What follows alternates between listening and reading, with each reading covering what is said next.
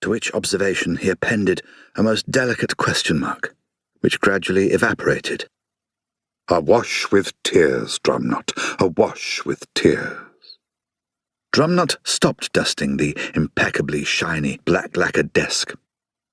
"Pastor Oates is a very persuasive writer, isn't he, sir?" "Indeed he is, Drumknot. But the basic problem remains, and it is this.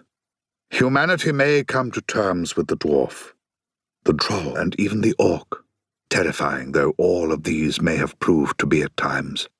And you know why this is, Drumknot?" The secretary carefully folded the duster he had been using and looked at the ceiling. "I would venture to suggest, my lord, that in their violence we recognize ourselves." "Oh, well done, Drumknot. I shall make a cynic of you yet. Predators respect other predators, do they not? They may, perhaps, even respect the prey. The lion may lie down with the lamb, even if only the lion is likely to get up again. But the lion will not lie down with the rat. Vermin, Drumknot. An entire race reduced to vermin."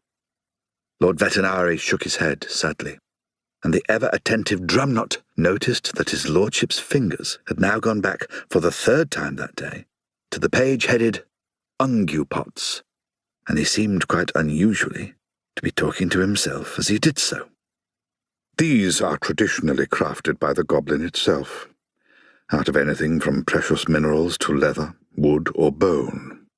Among the former are some of the finest eggshell-thin containers ever found in the world. The plundering of goblin settlements by treasure hunters in search of these, and the retaliation by the goblins themselves, has coloured human-goblin relationships even to the present day." Lord Vetinari cleared his throat and continued. "I quote Pastor Oates again, Drumknot. I must say that goblins live on the edge, often because they have been driven there. When nothing else can survive, they do. Their universal greeting is, apparently, hang, which means survive. I know dreadful crimes have been laid at their door, but the world itself has never been kind to them. Let it be said here that those who live their lives where life hangs by less than a thread understand the dreadful algebra of necessity, which has no mercy. And when necessity presses in extremis, well, that is the time when the women need to make the Ungu pot called Soul of Tears, the most beautiful of all the pots, carved with little flowers and washed with tears." Drumknot, with meticulous timing, put a cup of coffee in front of his master, just as Lord Vetinari finished the sentence and looked up. "The dreadful algebra of necessity, Drumknot. Well, we know about that, don't we?" "Indeed we do, sir. Incidentally, sir, we have received a missive from Diamond King of Trolls, thanking us for our firm stance on the drugs issue. Well done, sir." "Hardly a concession," Vetinari observed, waving it away. "You know my position, Drumknot. I have no particular objection to people taking substances that make them feel better or more contented, or, for that matter, see little dancing purple fairies, or even their god if it comes to that.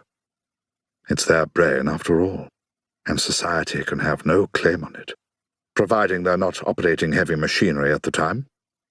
However, to sell drugs to trolls that actually make their heads explode is simply murder, the capital crime.